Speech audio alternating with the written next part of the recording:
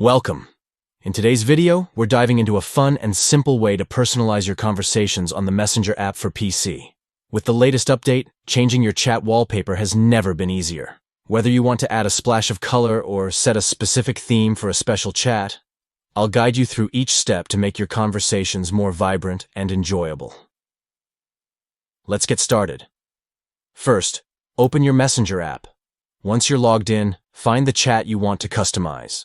Next, click on the chat to open it. At the top of the conversation window, you'll see 3 dots. Go ahead and click on those. After that, a menu will appear. Look for the option that says Customize Chat and click on it. This will take you to the customization options where the magic happens. Now, you'll see an option that says Change Theme.